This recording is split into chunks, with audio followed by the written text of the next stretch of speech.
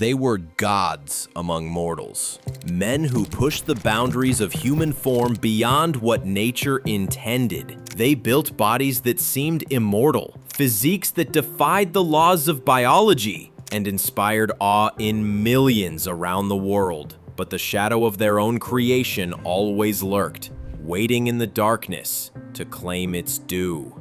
Andreas Münzer, 31 years old. Dallas McCarver, 26 years old. Rich Piana, 46 years old. Shawn Rhoden, 46 years old. The list is long, too long. Young, talented athletes taken away at the peak of their strength, their potential unfulfilled, their stories cut short by the very pursuit that made them legends. This isn't a story about victory.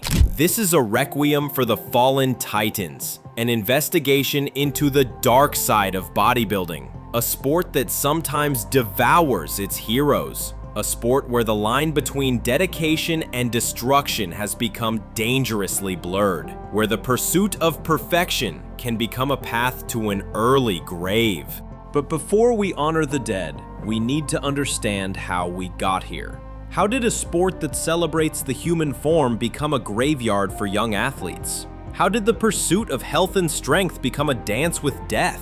The answers lie in the evolution of bodybuilding itself and the dangerous transformation that occurred when art became science and science became obsession.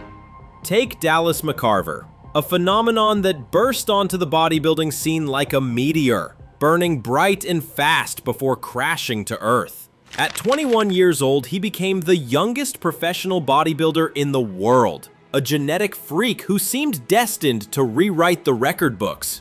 Dallas wasn't just big, he was massive, in a way that seemed to defy human biology.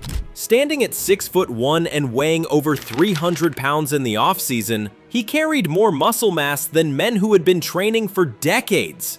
His arms measured over 22 inches, his chest spanned nearly 60 inches, and his legs were tree trunks that could barely fit through doorways. But it wasn't just his size that made Dallas special, it was his youth and his potential. While other mass monsters had taken decades to build their physiques, Dallas achieved his incredible size in just a few years. He was the future of bodybuilding, the next generation of mass monster who would push the sport to even greater extremes. His internal conflict was clear and tragic. The pressure to be the biggest, the expectations of an entire sport resting on his young shoulders. Dallas felt the weight of being called the next Mr. Olympia before he had even reached his prime. The pressure to constantly grow, to always be more massive than before, drove him to extremes that his young body couldn't handle. Dallas's training was legendary in its intensity. He would spend hours in the gym, pushing weights that would crush most people, eating meals that would feed a family, and recovering with the help of substances that pushed his body beyond its natural limits. He lived and breathed bodybuilding, dedicating every aspect of his life to the pursuit of mass. But the warning signs were there for those who knew how to look. Dallas's rapid growth wasn't just impressive, it was alarming. His body was changing too fast, growing too quickly, adapting to stresses that would normally take years to accommodate. His heart was working overtime to pump blood through his massive frame. His organs were struggling to keep up with the demands of his size, and his endocrine system was being pushed to its breaking point.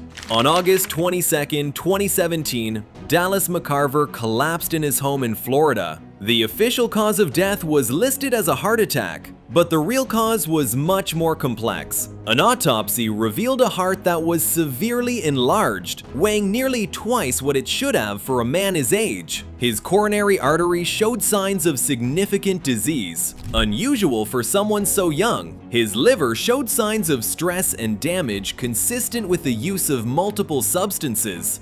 Dallas McCarver died at 26 years old, the same age when most people are just beginning to figure out their lives. He died with so much potential unfulfilled, so many dreams unrealized, so many years stolen by the very pursuit that had made him famous. Or consider Rich Piana, Not a competitive bodybuilder in the traditional sense, but an icon nonetheless. A prophet of extremes who built his reputation on brutal honesty about the realities of bodybuilding. Rich was different from other fitness influencers. He didn't pretend that his physique was natural, didn't sell false hope or impossible dreams. He told the truth about what it really took to build an extreme physique, and that honesty made him both beloved and controversial. Rich's character was that of the honest guru, the man who pulled back the curtain on the wizard of bodybuilding and showed people what was really behind the magic. He talked openly about his steroid use, his training methods, his diet, and his lifestyle. He didn't glamorize the dark side of bodybuilding. He exposed it, examined it, and warned people about its dangers even as he continued to live it himself. His internal struggle was the paradox of his own message. He warned people about the dangers of extreme bodybuilding while embodying those dangers himself. He knew the risks, understood the consequences, and chose to accept them in pursuit of his goals. He was a walking contradiction, a man who preached caution while living recklessly, who warned about the dangers while dancing with death. Rich's YouTube channel became a phenomenon, attracting millions of subscribers who were drawn to his authenticity and his willingness to discuss topics that other influencers avoided. He talked about the mental health struggles that came with bodybuilding, the relationship problems caused by obsessive training, the financial costs of maintaining an extreme physique, and the physical toll that the lifestyle took on his body. But Rich's honesty came at a cost. His openness about his drug use made him a target for criticism and legal scrutiny. His extreme lifestyle put enormous stress on his relationships and his health, and his refusal to moderate his approach, even as the warning signs mounted, ultimately contributed to his downfall. On August 7th, 2017, just weeks before Dallas McCarver's death, Rich Piana collapsed in his home while getting a haircut from his girlfriend. Do stuff that he loved, do stuff that he hated, pinch his nipples, play with his hair, like do anything to try to stimulate him and wake him up. I would sing to him, I would talk to him, I would read to him. 2-week mark, at the end of 2 weeks, they said, well, he's no longer considered to be in a coma, he's in a vegetative state. He was rushed to the hospital where he was placed in a medically induced coma. For 2 weeks, his fans around the world held vigil, hoping for his recovery. But on August 25, 2017, Rich Piana died at the age of 46. The autopsy revealed a heart that was significantly enlarged, weighing 670 grams compared to the normal 300 to 400 grams for a man his size. His liver showed signs of damage consistent with long-term substance use. Multiple drugs were found in his system, though the exact cause of death was listed as unknown due to the complexity of his condition. Rich Piana's death sent shockwaves through the bodybuilding community. Here was a man who had been honest about the risks, who had warned people about the dangers, who had lived his life with his eyes wide open,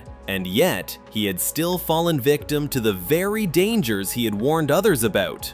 These men aren't exceptions, they're the magnified symbols of a culture that has lost its way, a sport that has forgotten its roots and become obsessed with extremes. They represent the dark evolution of bodybuilding, from a celebration of health and strength to a dangerous game of chemical Russian roulette. To understand why these men died so young, we need to understand the evolution of the sport itself. Bodybuilding wasn't always about mass monsters and pharmaceutical protocols. In its early days, it was about health, strength, and the artistic development of the human form. The golden era of bodybuilding, roughly from the 1960s to the 1980s, was characterized by physiques that emphasized symmetry, proportion, and aesthetics. Men like Arnold Schwarzenegger, Frank Zane, and Serge Nubret built bodies that were impressive but still recognizably human. They used anabolic steroids but in relatively modest doses and simple protocols. But in the 1990s, everything changed. The ideal shifted from aesthetic perfection to pure mass. Symmetry and proportion became secondary to size and conditioning. The sport entered what became known as the mass monster era, and with it came a dramatic escalation in the substances and methods used to achieve these extreme physiques. It was no longer just about anabolic steroids. The modern mass monster's pharmaceutical protocol became a complex symphony of drugs, each designed to push the body beyond its natural limits in different ways. insulin to force nutrients into muscles and promote growth, growth hormone to increase muscle mass and reduce body fat, IGF-1 to enhance muscle development, diuretics to achieve the paper-thin skin that judges demanded. The list grew longer and more dangerous with each passing year. Each substance came with its own risks. Insulin could cause hypoglycemic coma or death if misused. Growth hormone could cause organ enlargement and metabolic dysfunction. Diuretics could cause dangerous electrolyte imbalances and cardiac arrhythmias. But when used together in the massive doses required to achieve mass monster physiques, these substances created a perfect storm of physiological stress. The autopsy reports of these fallen heroes tell a consistent and terrifying story. Hearts that are 2 to 3 times normal size, struggling to pump blood through massive frames. Livers and kidneys failing under the constant assault of toxic substances.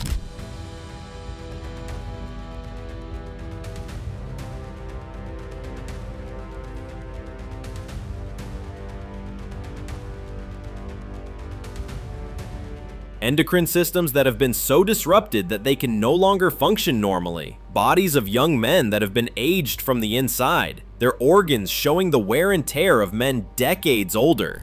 But perhaps the most tragic aspect of these deaths is how predictable they were. The warning signs were there for anyone who cared to look. The rapid weight gain, the extreme conditioning, the obvious signs of pharmaceutical enhancement, all of these were red flags that the bodybuilding community chose to ignore in favor of celebrating the spectacle.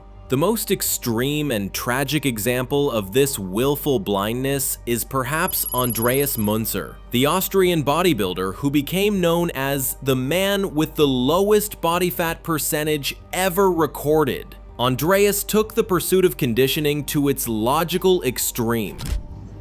Yeah, Andreas Münzer weighs 234 pounds, he's 30 years old, he's 5'11" tall, and he has been training for 12 years. Achieving a level of dryness and muscle definition that was both awe-inspiring and horrifying. Andreas's dedication to his craft was legendary, but it was also pathological. His training was obsessive, his diet was extreme, and his drug use was apocalyptic. He used a cocktail of substances that shocked even his fellow bodybuilders, including massive doses of diuretics, thyroid hormones, and other drugs designed to strip every ounce of fat from his body. The result was a physique that looked more like an anatomical model than a living human being. His skin was so thin that every muscle fiber was visible, every vein stood out in sharp relief, and his conditioning was so extreme that it seemed impossible that he could be alive, let alone functional. But the cost of this extreme conditioning was enormous. Andreas's body fat percentage was so low that his body began to consume its own organs for energy. His immune system was compromised, his hormone production was shut down, and his organs were failing under the stress of his extreme condition. In March 1996, after a competition in Germany, Andreas began experiencing severe abdominal pain. He was rushed to the hospital where doctors discovered that his liver was failing and his body was bleeding internally. Despite their best efforts, they couldn't save him. Andreas Münzer died on March 14, 1996, at the age of 31. The autopsy revealed the full extent of the damage that his extreme lifestyle had caused. Andreas Münzer, amazing bodybuilder, died March 14th, 1996. He was only 31 years old. His liver was almost completely destroyed. His kidneys were failing, and his heart showed signs of severe stress. His body fat percentage was measured at less than 4%, a level so low that it was incompatible with life.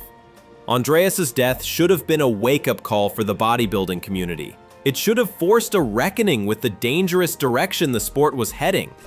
Indirectly, directly from steroids, chronically for years, the moons line up. It takes years and years and years to affect the organs. It's incredible, the body that's produced. But instead, it was largely ignored, dismissed as an isolated incident. a cautionary tale that didn't apply to the broader community. The sport continued its march toward greater and greater extremes. The mass monsters got bigger, the conditioning got more extreme, and the pharmaceutical protocols got more complex and dangerous, and the bodies continued to pile up. After the deaths of Dallas McCarver and Rich Piana so close together in 2017, something finally seemed to change. The bodybuilding community was forced to confront the reality that they had been ignoring for decades. The question was no longer whether there was a problem, but how serious it was and what could be done about it. This wasn't the rebirth of individuals, but the painful birth of a collective consciousness. For the first time in decades, the bodybuilding community began to have serious conversations about the costs of their pursuit. Athletes began to speak openly about the health problems they were experiencing. Coaches began to advocate for more moderate approaches, and fans began to question whether the spectacle was worth the human cost. The lesson that has emerged from these tragedies is complex and multifaceted. On one level, it's a simple message about moderation and the importance of health over aesthetics. But on a deeper level, it's about the need for the sport to rediscover its soul. To remember that bodybuilding is supposed to be about celebrating the human form, not destroying it. The focus is slowly shifting from whatever it takes to longevity and sustainability. Health checks, blood work, and regular medical monitoring are becoming more common. There's a growing emphasis on education about the risks of performance-enhancing drugs and the importance of using them responsibly, if at all. But perhaps most importantly, there's a growing recognition that the sport needs to change its culture. The glorification of extremes, the celebration of dangerous practices, and the willful ignorance of health consequences can no longer be tolerated. The sport needs to find a way to honor its champions while also protecting them from themselves. This cultural shift is happening slowly and unevenly. There are still athletes pushing dangerous extremes, still coaches advocating for reckless practices, and still fans who celebrate spectacle over safety. But there's also a growing chorus of voices calling for change, demanding that the sport take responsibility for the health and welfare of its athletes. The stories of these fallen champions serve as both inspiration and warning. They inspire us with their dedication, their passion, and their willingness to push the boundaries of human potential. But they also warn us about the costs of taking that pursuit too far, about the dangers of losing sight of what's truly important in the quest for perfection. We must not remember these men as statistics or cautionary tales, but as passionate individuals who paid the ultimate price for their dreams. They were sons, brothers, friends, and partners who had hopes and fears just like everyone else. They made choices that ultimately cost them their lives, but they made those choices in pursuit of something they believed in deeply. Their stories aren't condemnation of bodybuilding or the pursuit of physical excellence. They're a call for wisdom, moderation, and perspective. They remind us that behind every impressive physique is a human being of flesh and blood, with all the vulnerabilities that entails. The bodybuilding community has a responsibility to learn from these tragedies, to honor these men by making the sport safer for future generations. This means better education about the risks of performance-enhancing drugs, more emphasis on health monitoring and medical supervision, and a cultural shift away from the glorification of dangerous extremes. It also means having honest conversations about the realities of competitive bodybuilding, acknowledging the risks while still celebrating the achievements. It means supporting athletes who choose to prioritize their health over their competitive success, and creating pathways for sustainable careers that don't require sacrificing long-term health for short-term gains. The dark side of bodybuilding is a complex problem without easy answers. The sport exists in a gray area where the line between enhancement and abuse is often unclear, where the pursuit of excellence can easily become an obsession with extremes. But that doesn't mean the problems are unsolvable or that the sport is inherently dangerous. What it means is that everyone involved, athletes, coaches, judges, fans, and industry professionals, needs to take responsibility for creating a culture that values health and longevity alongside achievement and spectacle. It means making hard choices about what we're willing to accept and what we're not, about what we celebrate and what we condemn.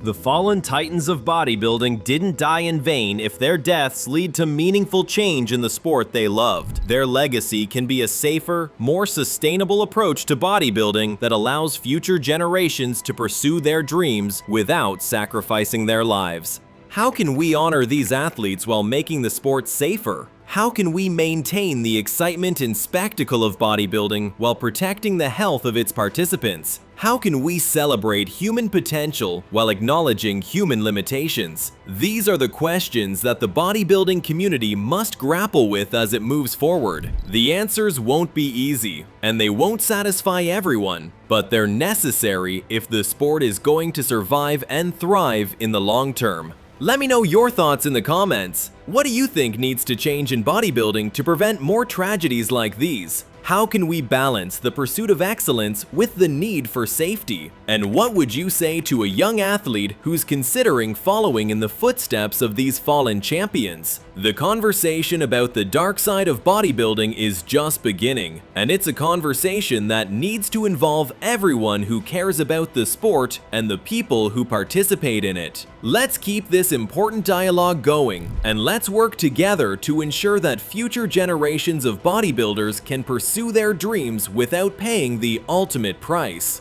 Rest in peace, champions. Your sacrifices will not be forgotten, and your legacy will be a safer sport for those who follow in your footsteps.